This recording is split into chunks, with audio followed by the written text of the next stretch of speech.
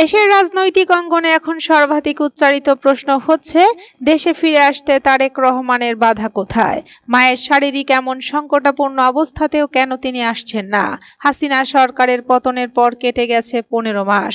এ সময়কালে বিএনপির ভারপ্রাপ্ত চেয়ারম্যান তারেক রহমানের বিরুদ্ধে দায়ের হওয়া মামলাগুলোর সবই আইনি প্রক্রিয়ায় নিষ্পত্তি হয়েছে। সরকারের তরফেও জানানো হয়েছে, দেশে ফিরতে রাষ্ট্রীয় কোনো বাধা নিষেধ নেই তার, নিরাপত্তা কিংবা প্রশাসনিক কোনো প্রতিবন্ধকতাও নেই। নিরাপত্তা নিশ্চিতে বুলেট প্রুফ গাড়ি পর্যন্ত কিনেছে বিএনপি। কিন্তু দলটির শীর্ষ নেতা ও সাবেক প্রধানমন্ত্রী খালেদা জিয়ার সংকটাপন্ন শারীরিক অবস্থার মধ্যেও তার ছেলে তারেক রহমান দেশে ফিরছেন না। বরং ফেসবুক স্ট্যাটাসে তিনি ইঙ্গিত দিয়েছেন, দেশে ফেরার সিদ্ধান্ত গ্রহণের সুযোগ তার একক ও অবারিত নয়। এ বক্তব্য দেশে বিদেশে নতুন জল্পনা কল্পনার জন্ম দিয়েছে। বিশ্লেষকরা বলছেন, তারেক রহমানের স্ট্যাটাস থেকে স্পষ্ট, তার দেশে ফেরার বিষয়টি শুধুই ব্যক্তিগত সিদ্ধান্ত বা রাজনৈতিক সুবিধা অসুবিধার নয়। এর নেপথ্যে রয়েছে আর অদৃশ্য জটিল শক্তি। পররাষ্ট্র উপদেষ্টা তৌহিদ হোসেন বলেছেন, প্রয়োজন হলে একদিনের ট্রাভেল পাস দেওয়া সম্ভব।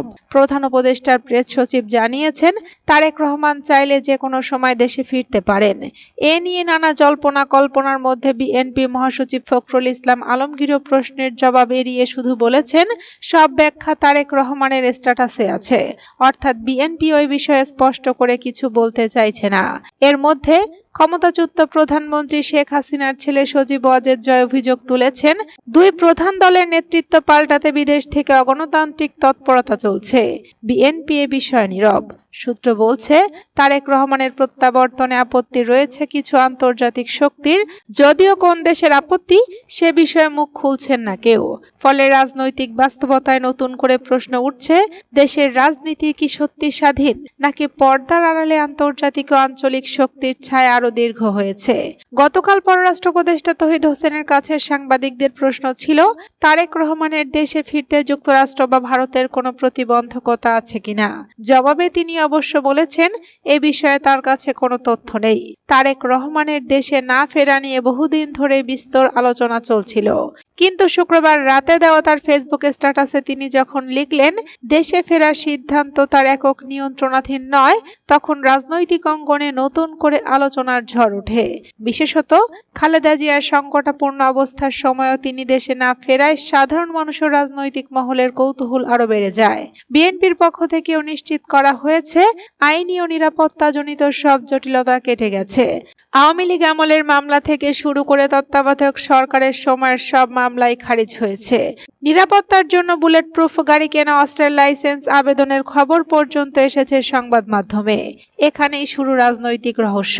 বিএনপির অনেক নেতা মুখ খুলতে রাজি নন। স্থায়ী কমিটির এক সদস্য জানিয়েছেন, দলের বিষয় আছে, আবার দলের বাইরেও বিষয় আছে। কারা সে বিষয়ে জড়িত তারা সরাসরি বলেননি।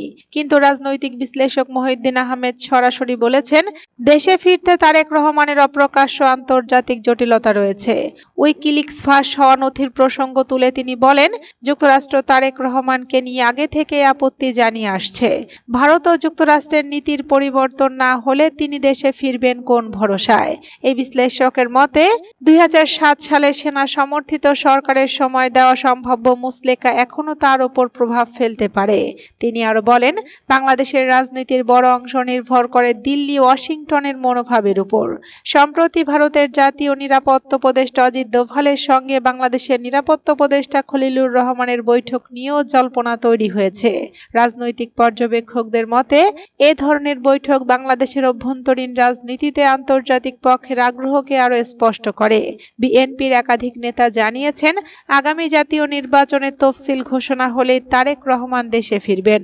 পরিস্থিতি যাই হোক, দলের ভেতরে অনেকেই মনে করেন, নির্বাচনী মুহূর্তে তার উপস্থিতি ছাড়া বিএনপির পক্ষে শক্ত অবস্থান নেওয়া সম্ভব নয়।